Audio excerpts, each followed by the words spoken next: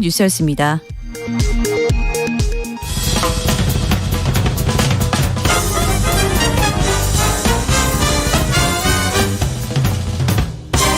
훅 인터뷰. 모두를 위한, 모두를 향한 모두의 궁금증 훅 인터뷰.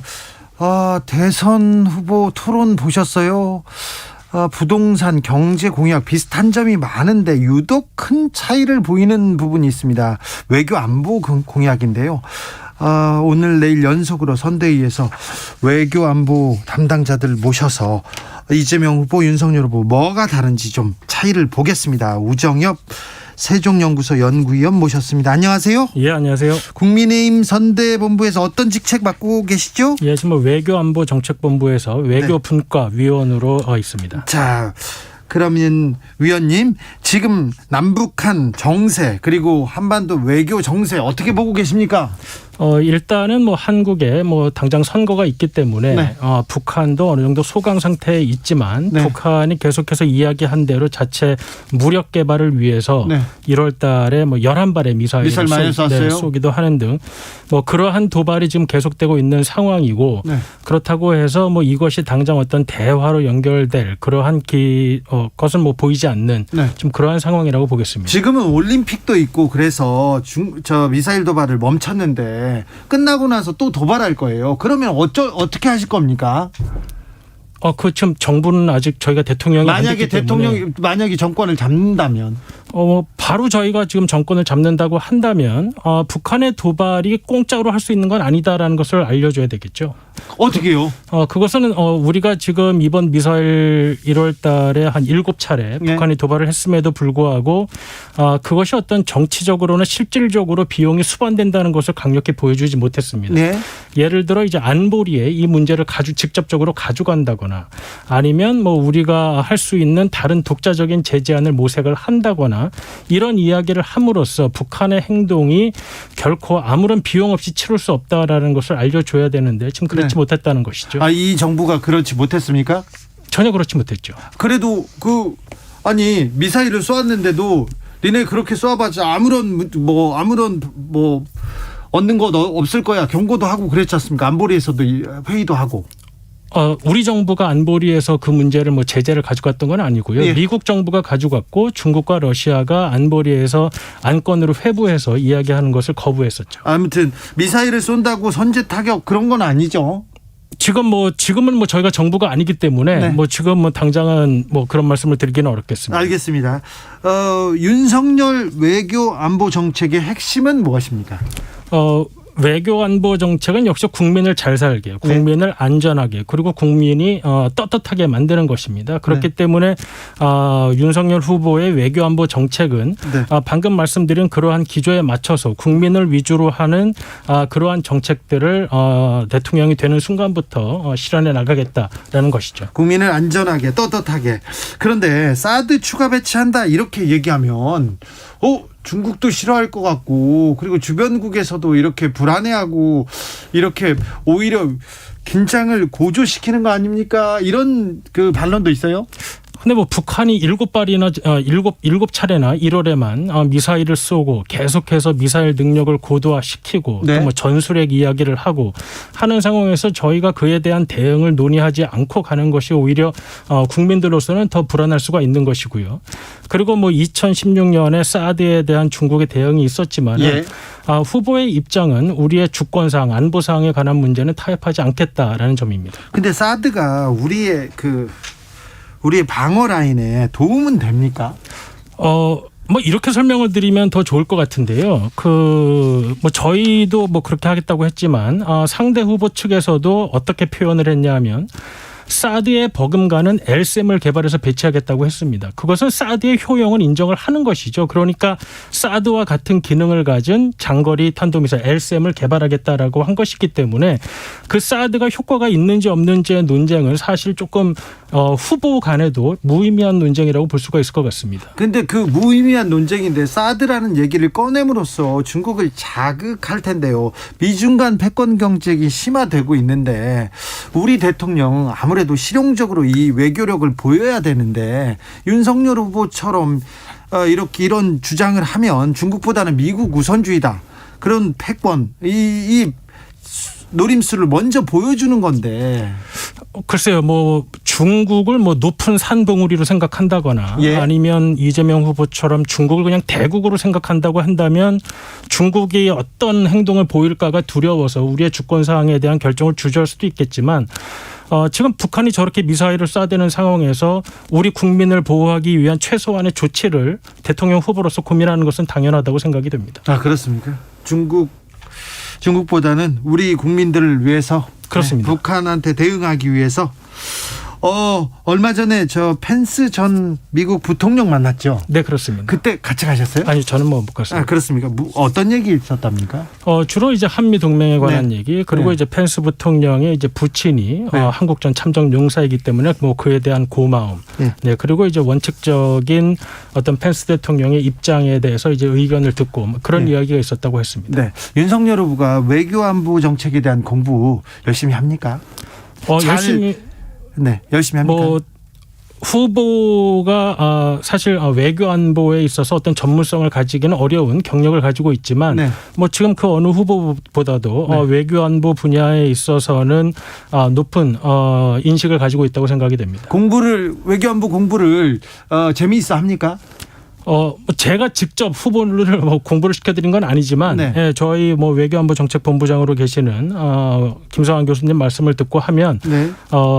김성환 교수님이 지칠 정도로 많은 질문을 하고 토의를 한다라고 하셨습니다. 질문을요? 네. 그 질문 많은 분이 아닌데 말이 많으신 분인데 네. 질문을 많이 했는데 그래요. 자, 그러면 윤석열 후보의 외교안보 정책 불안하게 생각하지 않아도 됩니까? 전혀 그렇게 생각하지 않으셔도 되겠습니다. 네, 국민들이 우려하는 바가 뭔지는 아시죠?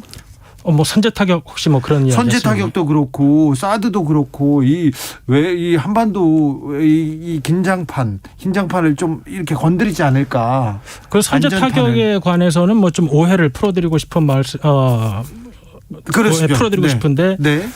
이재명 후보도 사실 이제 2017년에 문재인 대통령의 1호 안보 공약이 이 킬체인과 한국형 미사일 방어 시스템 그리고 국정과제 100대 과제에 들어간 것이 삼축체계 구축입니다. 예. 그 삼축체계의 첫 번째가 이제 킬체인인데 후보가 선제 타격을 이야기했을 때는 이 킬체인이라는 영어를 한국말로 설명을 한 것이죠. 네. 그러니까 이것은 이미 우리 특히 문재인 정부의 국정 과제에도 들어가 있던 것을 우리 후보가 영어로 된 부분을 한국말로 설명한 것이기 때문에 그것이 어떤 뭐 그 말로 인해서 어떤 불안이 야기된다고 보기는 어려울 것 같고요.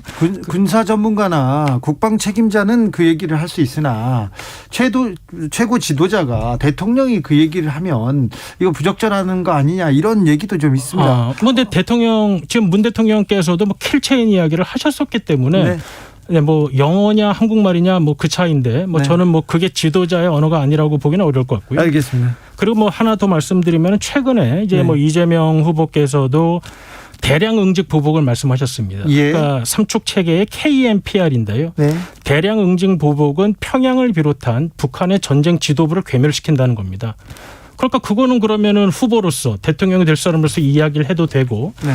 미사일 원점을 타격하는 선제 타격은 안 되냐 이런 말에는 좀 동의하기가 어렵습니다. 알겠습니다. 얼마 전에 더 힐의 기곡을 두고 토론에서도 설전이 좀 있었습니다. 윤석열 후보의 선제 타격론이 한반도의 전쟁 긴장을 높인다. 이런 주장이 일리노이 주립대 최승환 교수한테서 있었는데요. 그런데 그 후보께서 윤석열 후보가 아이고 국제정치학계에서 인정받지 못하고 엉뚱한 이야기하는 분 왜 인용하냐 이렇게 얘기했는데 이 부분은 어떻게 보셨어요? 글쎄 뭐 논문을 많이 쓰셨으니까 뭐 국제정치학회에서 인정을 이제 뭐 못 받는다라는 부분은 뭐 조금 과한 면이 있어 보입니다. 네. 다만 이번에 쓴 글에 관한 부분 사실 그분이 어떤 이 남북한이나 한미 안보에 대한 전공자는 아니기 때문에 사실 뭐 그 글을 쓴 적은 없습니다. 그런데 이제 최근에 그 더 힐이라는 데에 두 편의 글을 기고를 했는데 네. 이제 한편에서는 이재명 후보는 경기지사였기 때문에 미국의 국익에 도움이 되고 윤석열 후보는 검찰총장이기 때문에 미국의 국익에 도움이 안 된다라는 글을 썼거든요. 이게 다른 설명이 빠진 게 아니냐라고 의아하실 것 같은데 전혀 다른 설명이 없이 그 이유 때문에 미국의 국익에 도움이 되는 사람이 이재명 후보라고 했습니다. 그러니까 이건 전혀 엉뚱한 소리인 거죠. 네. 그리고 최근에 이제 그 말씀하신 뭐 우리 후보가 선제 공격이라는 부분을 이야기해서 전쟁에 어떤 위협이 있다라고 예. 이야기를 했는데 저는 뭐 대량 응직 보복이라는 말이 북한으로서는 사실 더 듣기 싫은 말일 수도 있을 것 같고 또 그 글에서 보면 그 최승환 교수라는 분이 미국의 대북 제재를 중국의 한국에 대한 경제 압박과 같은 것으로 보고 있습니다. 그러니까 이제 어떻게 말하면 학계에 많은 논문을 쓰시는 것은 분명하나 엉뚱한 소리를 한 것은 분명하다 이렇게 말씀드릴 수 있겠습니다. 알겠습니다. 아무튼 선제 타격 이 얘기는 국민들한테는 이거 전쟁 아니야 이렇게 생각하지 않습니까? 근데 뭐 이 정부의 문재인 대통령의 공약이 킬체인이었고 킬체인을 선제 타격이라는 한국말로 표현한 것인데 그것이 우리 후보가 한국말로 이야기했다고 해서 불안이 야기됐다고 하는 것은 조금 동의하기가 어려울 것 같습니다. 킬체인하고 선제 타격하고 이렇게 보기는 아닌데 아무튼 너무 민감한 용어인데 지도자 되신 분이 민감한 용어를 던지니까 그러니까 국민들이 좀 불안해한다. 이 점은 캠프에서도 조금 고민하셔야 될 것 같아요. 그러면 사실 이재명 후보가 대량 응징 보복을 이야기한 게 사실 더 그렇지 않을까요? 그럼 평양을 때려버린다는 건데. 그래요? 네. 아무튼 선제 타격도 좀 조심해 주시고요. 네. 제가 내일 민주당 쪽에 오면은 대량 응징 그러면 무서워요 얘기하겠습니다. 네. 선제 타격도 마찬가지입니다. 아무튼 이재명 후보든 윤석열 후보든 한반도 평화의 바람을 좀 일으켜야 되는데 그래서 조금 국민들 불안해하는 단어는 안 썼으면 하는 게 제 바람입니다. 네. 윤석열 후보가 들어오자마자 그래도 문재인 정부에서 남북 대화가 오가고 지금은 교착 상태입니다. 그런데 좀 한반도의 화해와 협력으로 가려고 했는데 지금 좀 문제가 지금은 브레이크가 걸려 있지만 한반도는 평화와 화해와 협력으로 가야지 않습니까? 대결이 아니라. 당연합니다. 윤석열 후보도 이 뜻은 가지고 있죠. 당연합니다. 일단 근데 문재인 정부 거를 다 뒤집고 넘어가지 않을까 그런 생각도 그런 걱정하시는 분도 있어요. 글쎄요, 원칙적인 접근을 한다는 점에 있어서 문재인 정부도 북한의 미사일과 핵무기를 그대로 용인하겠다는 것은 아니었기 때문에 네. 문재인 정부가 하던 것을 다 뒤집는다라고 보기는 어려울 것 같고요. 예. 다만 어떤 정치적인 목적을 위한 남북회담의 이용 같은 것은 안 하겠다라고 이제 후보가 이야기한 것이죠. 네, 알겠습니다. 한미 관계도 지금 공고하고 좋지요? 지금 상태를 말씀하시는 지금 상태요. 네. 한미 동맹이라는 것이 한중 관계와 다른 점은 어려운 점이 있다고 해도 그렇게 티가 안 난다는 점입니다. 예. 그러니까 한중 관계 같은 경우에는 중국 같은 경우가 우리와 같은 민주국가가 아니기 때문에 자국의 이익에 도움이 안 되거나 마음에 들지 않을 경우 티를 내면서 보복을 하는 것이죠. 예를 들어 사드 이후에 경제 그렇죠. 보복과 같이. 예. 근데 이제 미국과 같이 우리나라 동맹의 역사가 오래된 국가 사이에서는 문제가 있다고 하더라도 그것이 밖으로 티가 나지는 않습니다. 네. 그렇기 때문에 이런 부분이 밖으로 티가 나지는 않는다고 하더라도 보수해야 될 부분이 지금 많이 있기 때문에 윤석열 후보는 이러한 한미동맹의 어떤 공고화를 이야기하고 있는 것이죠. 예. 1136님께서 킬체인을 한국어로 바꾸면 이게 선제 타격이라고 하는 게 맞나요? 이렇게 물어보는데 이거엔 설명이 조금 필요한 것 같습니다. 그러니까 삼축책이라는 것이 뭐냐 하면 미사일을 쏘기 전에 미사일이 쏘지 못하게 하는 것이 이제 킬체인이고요. 네. 미사일이 발사가 된 다음에 떨어지기 전에 그것을 격추시키겠다는 것이 KAMD 한국형 미사일 방어 체계. 예. 그다음에 이제 그 이후에 대량 응징 보복이라고 해서 북한에 대한 강력한 보복을 하겠다는 것이 이제 KMPR 그 세 가지를 이제 삼축 체계라고 하는 것이죠. 알겠습니다. 우정엽 박사님께서 워낙 해박하셔서 몇 가지 더 여쭤봐야 되겠습니다. 국민의힘 선대위에서 이렇게 자세하게 이렇게 해박하게 설명을 해주시는 분이 별로 없어요. 네, 박사님, 한일 관계도 교착 상태인데 이거 2015년 위안부 합의 때문에 꼬이기 시작했지 않습니까? 어떻게 풀어야 됩니까? 한일 양국의 공통적인 노력이 들어가야 되겠죠. 그러니까 예. 사실 한일 문제는 그 어떤 문제보다도 이것이 무력이 동원되지 않는 부분임에도 불구하고 풀기가 매우 어려운 문제입니다. 예. 그렇기 때문에 이 문제에 있어서는 양국 지도자, 양국 국민들의 노력이 다 필요한 것이라고 생각이 됩니다. 네, 알겠어요. 또 외교적으로 또 잘 얘기해 주셔가지고 네. 우크라이나 전쟁에 대해서는 걱정할 필요가 없습니까? 괜찮습니까? 그렇진 않을 것 같습니다. 큰 산을 넘은 것 같은데요. 지금도 아직까지 약 15만의 러시아 병력이 우크라이나 주변에 주둔을 하고 있는 상황이고 네. 어느 순간 전쟁이 발발한다고 해도 이상하지 않습니다. 다만 이제 말씀하신 대로 과연 러시아가 이 전쟁을 해서 뭐 당장 얻을 것이 있느냐. 네. 그리고 뭐 러시아가 원하는 어떤 정치적인 목적은 어느 정도 얻지 않았느냐. 이러한 관측이 있기 때문에 네. 실제 전쟁으로는 이어지지 않을 가능성이 높다. 이렇게 판단하는 경우가 있는 것 같습니다. 네, 아무튼 미중 패권 시대에 우리가 참 어렵지만 현명한 길을 가야 되는데 윤석열 후보도 외교 안보 정책에 대해서 이렇게 심도 있는 설명해 주셨으면 좋겠습니다.